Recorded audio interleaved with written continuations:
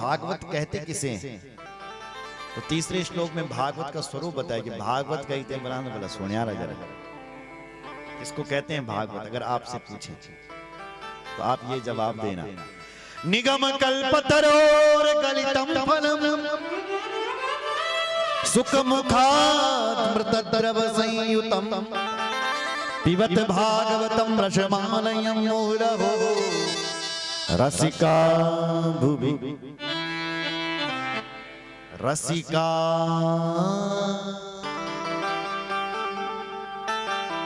का भुवि भाव का। निगम कल्पतरोर गलितम फलम। निगम कहते हैं वेदों को। भागवत किसे कहते हैं सुनो जरा। निगम कहते हैं वेद को। तो वेद रूपी उस विशाल कल्प वृक्ष का परिपक्व फल है श्रीमद् भागवत। पका हुआ फल। किसी ने कहा बहुत पक रखा है, बोले बहुत पका हुआ फल है। तो किसी ने कहा व्यास जी यदि ये भागवत रूपी फल पका हुआ तो गारंटी क्या है? अरे भाई तुम्हारा फल पका हुआ है तो इसमें जो फल वाले होते हैं ना साहब अपने फलों की बड़ी तारीफ करते हैं। क्यों आकाश जी?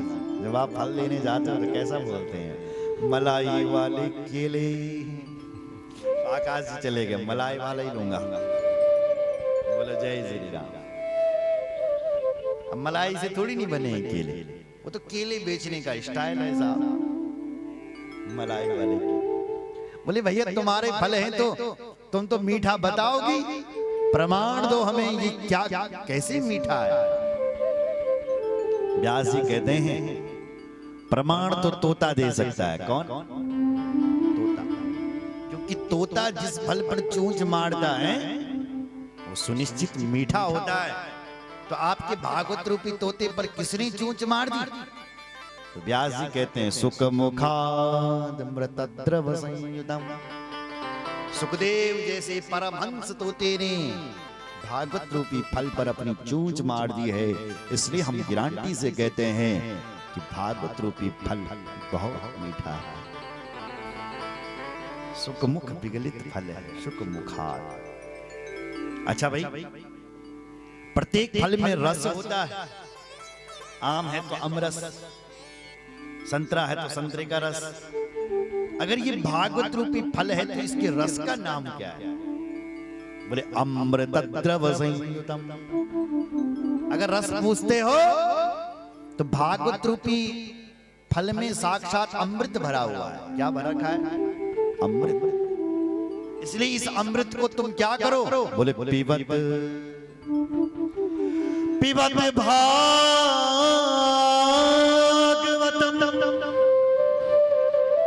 रसमालयं मुहुरहो रसिका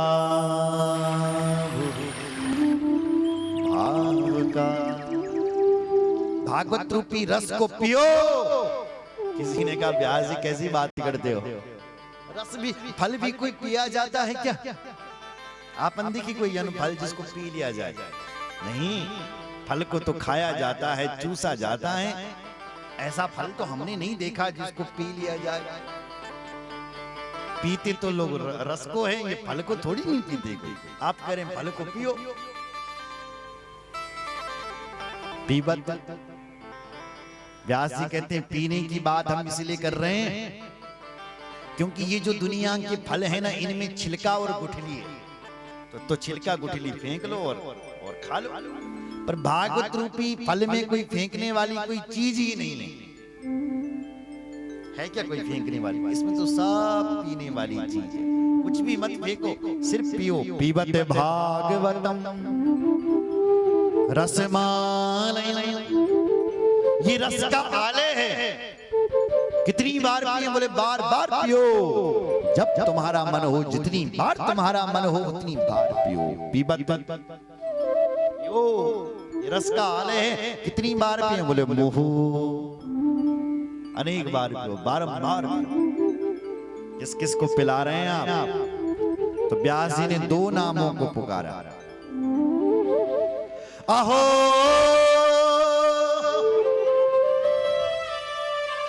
अहो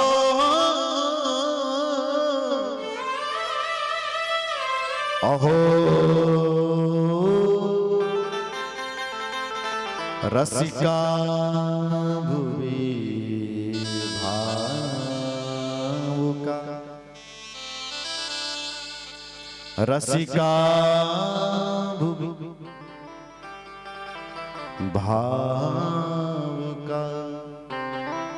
दो नामों को पुकार रहे हैं व्यास जी, एक रसिक और एक भावुक। किसी ने कहा व्यास जी और लोग नहीं पी सकते, कि दो ही पी सकते हैं? बोले नहीं नहीं, पी तो सब सकते हैं। तो तुम तो दो नामों को पुकार रहे हैं। बोले दो नाम हम उनके पुकार रहे हैं जो बहुत प्यासे हैं। और जो प्यासा होता है ना, उसको पानी पिलाने में बड़ा आनंद आता है ना। अब कोई प्यासा हो, उसको पानी पिलाए तो उसकी आत्मा को, दिल को बड़ा शांति मिलेगी। चल, अब कोई प्यासा ही ना हो और उसको ले तुम कहे लो लो लो महाराज अपने घर का ठंडा ठंडा ठंडा ठंडा जल पी लो, बताएं प्यास ही ना, प्यास नहीं उसको, फिर भी आप जबरदस्ती पिला रहे, पियो पियो। पानी कम पिएगा, प्रश्न ज्यादा करेगा। ये बताओ ये पानी कहां से लाते हो, जल्दी बताओ। बोले हमारा घर का जल है। अच्छा, इस पानी को तुमने छान करके रखा है कि नहीं? अरे कैसी बात करते हो, पानी को भी कोई छान दे? पानी तो पहले से छाना हुआ रहता है, साफ रहता है। अच्छा अच्छा अच्छा, ये बताओ कि जिस बर्तन पर पानी रखा है उस बर्तन को धुला है कि नहीं धुला ढंग से? कैसी बात करते हो, पीने का पानी रखा, बर्तन धुला ही होगा। अच्छा अच्छा अच्छा, इस गिलास को धुला है कि नहीं? अच्छे से धुला है, पियो महाराज। अच्छा अच्छा, ज्यादा ठंडा तो नहीं है कहीं? आजकल मौसम भी चेंज हो रहा है, कहीं ज्यादा ठंडा हो गया तो अपने राम को बुखार आ जाएगा। अरे महाराज ठंडा नहीं है, आप पी करके तो देखो। अच्छा अच्छा, तो ज्यादा गर्म भी तो नहीं है? तो ये प्रश्न क्यों हो रहे हैं? क्योंकि उसको प्यास ही नहीं है, और कहीं रेगिस्तान में फंस गया होता, पानी के बिना बेचारा मुंह चिपक रहा होता, फिर कोई कहता भैया पानी पियोगे? क्या ये प्रश्न याद आएंगे उस समय? नहीं, उस समय प्यासा केवल पानी का महत्व समझता है, बाद बाकी तो लोगों को प्रश्न सूझते हैं। तो व्यास जी ने भागवत सुनने को सबको नहीं बुलाया। किसको बुलाया? जो रसिक और भावुक हैं, जो प्यासे हैं। बाद बाकी आप कथा सुनने के लिए सबको बुलाएंगे तो वो कथा कम सुनेंगे, व्यास जी की खोपड़ी ज्यादा चाटेंगे। व्यास जी ये भागवत में ऐसा क्यों लिखा? वो भगवान के मोर का पंख धारण क्यों करते हैं? क्या जरूरत है उनको मोर पंख धारण करने की? और भगवान मथुरा क्यों गए? और भगवान ने मथुरा में बांसुरी क्यों नहीं बजाई? वृंदावन ही क्यों बजाई? गोकुल में क्यों नहीं बजाई? और वहां द्वारिका में क्यों नहीं बजाई? देखो ज्यादा खोपड़ी चाटने, इसलिए व्यास जी ने खोपड़ी चाटने वालों को बुलाया। तुम भारी रहो, अच्छा है। तो बुलाया किसको है? जो रसिक हैं, जो भावुक हैं। वो रसिक कौन होता है? जो रस का रसस्वादन करना जानता हो, वो रसिक है। रस का रसस्वादन करना कौन जानता है? जैसे कोई इमली खा रहा हो तो खट्टा मुंह आपका हो जाएगा। क्यों? क्योंकि तुम इमली की रस को जानते हो कि इमली खट्टी होती है। कोई खटाई खा रहा हो तो तुम्हारा भी मुंह खट्टा हो जाए। खट्टा खा रहा है, पहले ठंड हो रही है। और कोई विदेशी मिठाई खा रहा हो तो क्या आपके मुंह में पानी आएगा? नहीं। तो हमने अमेरिका की मिठाई कोई खा रहा है, हमारे मुंह में कोई पानी नहीं आएगा, क्योंकि हमने न कभी देखी है न कभी खाई है। पर इमली को देख करके जरूर आ जाएगा कि इमली खट्टी होती है। उसी प्रकार जिन्होंने कभी भागवत सुनी ना, जिनको कभी भागवत से कोई मतलब ही नहीं है, न भगवान से मतलब, न भागवत से मतलब, न गुरु से मतलब, न गुरु के मंत्र से मतलब, ऐसे लोगों को जबरदस्ती उठा करके भागवत में बिठा लिया। भागवत कम सुनेंगे, व्यास जी की खोपड़ी ज्यादा चाटेंगे। इसलिए ऐसे लोगों को व्यास जी ने कहा ऐसे लोगों को बुलाओ मत। बढ़िया है, बोलो जय श्री राम।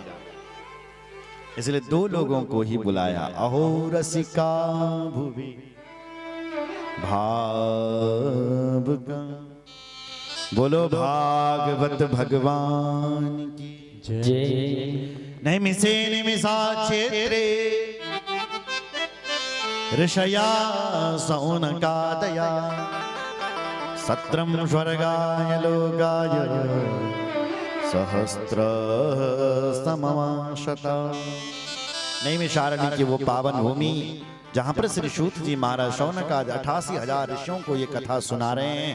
ऋषियों ने अपने गुरु जी से 6 प्रश्न किए और इन प्रश्नों का जवाब हम कल सुनेंगे।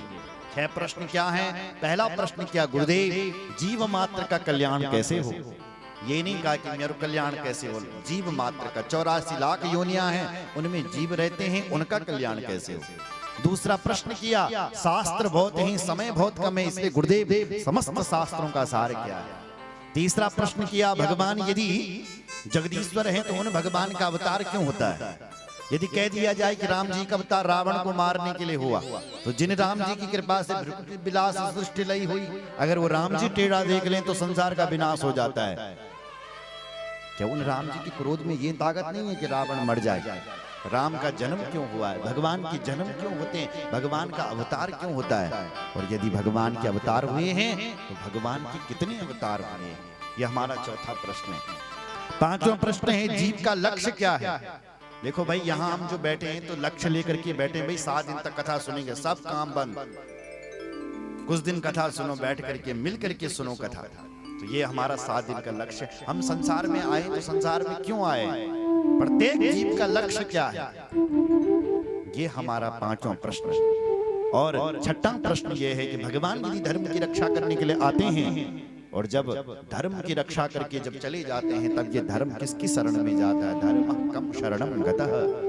ये 6 प्रश्न किए। 6 प्रश्नों को सुनकर के श्री सूत जी ने कहा, हे ऋषि, इनका जवाब मैं तुम्हें कल दूंगा। आज वाणी को यहीं पर विराम दिया, शेष चर्चा कल करेंगे। बोलो भक्त वत्सल भगवान की, रामचंद्र भगवान की, कृष्ण कन्हैया लाल की, सतगुरुदेव भगवान की। हाँ।